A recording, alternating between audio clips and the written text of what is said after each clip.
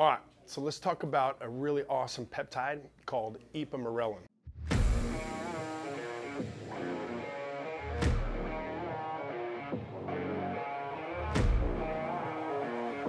IPAMORELIN is a very specific peptide, does one very specific job. Incidentally, without getting too far off course here, I can always tell a hormone doctor, an anti-aging clinic that really doesn't know what they're doing when they are simply just prescribing IPAMORELIN. IPAMORELIN should always be combined with something that stimulates growth hormone, but let's talk about what IPAMORELIN does. So I like to call the hypothalamus the governor.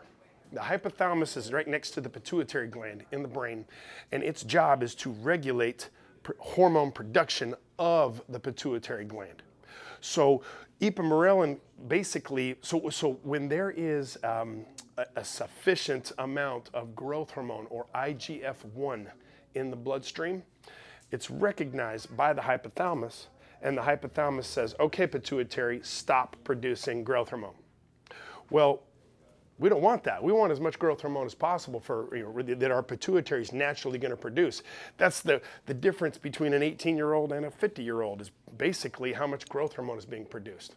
So what IPAMORELIN does is it stops the governor, aka the hypothalamus, from shutting down production from the pituitary gland.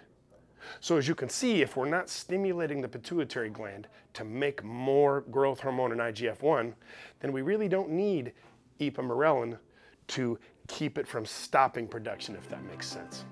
IPAMORELIN is very helpful, very useful in conjunction with peptides known as sermorelin or CJC1295 or tesamorelin, basically something to stimulate the pituitary.